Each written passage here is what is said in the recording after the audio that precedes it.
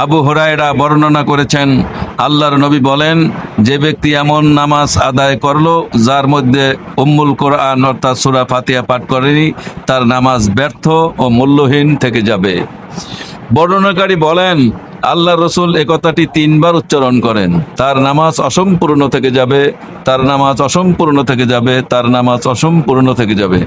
আবু হুরায়রা রাদিয়াল্লাহু তাআলা আনহুকে জিজ্ঞাসা করা হলো, আমরা যখন ইমামের পেছনে নামাজ আদায় করব তখন কি করব?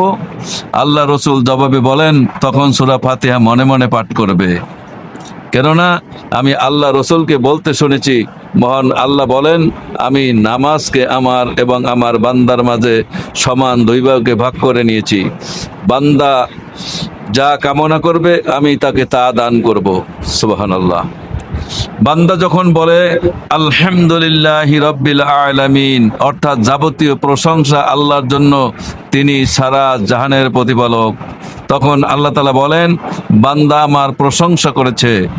যখন বান্দা বলে আর রহমানির রহিম, অর্থাৎ তিনি দয়াময়, তিনি অনুগ্রহকারী, তখন মহান আল্লাহ বলেন, বান্দা আমার মর্যাদা স্বীকার করেছে এবং আমার কাছে আত্মসমর্পণ করেছে।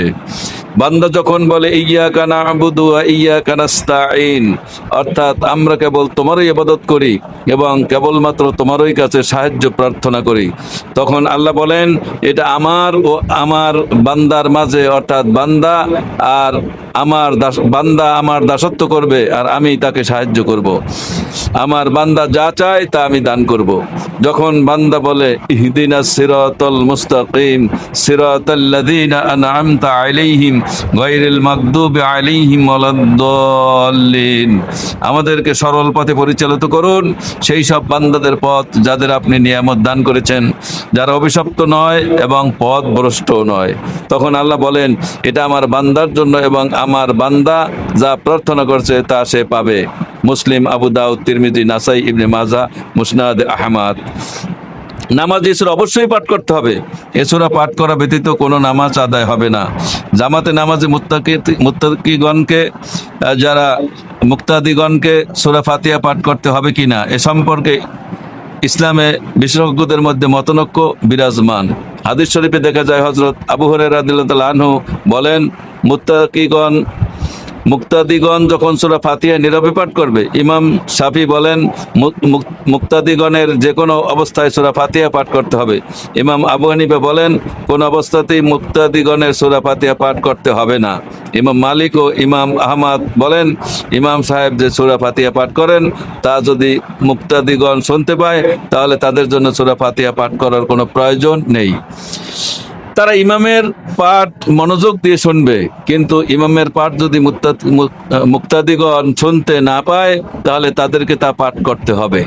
এ সম্পর্কে মাওলানা সৈয়দ আবুল আলা মওদুদী রাহমাহুল্লাহ তার ভারসাম্যমূলক মন্তব্য করেছেন। তিনি বলেন, ইমামের পেছনে সূরা ফাতিহা পাঠ সম্পর্কে আমি যতটুকু অনুসন্ধান করেছি তার আলোকে সর্বোত্তম পন্থা হলো, ইমাম যখন উচ্চ কণ্ঠে সূরা ফাতিহা পাঠ করে তখন মুক্তাদিগণ নীরব থাকবেন, আর যখন ইমাম নীরবে পাঠ করবেন তখন মুক্তাদিগণও নীরবে সূরা ফাতিহা পাঠ করবে।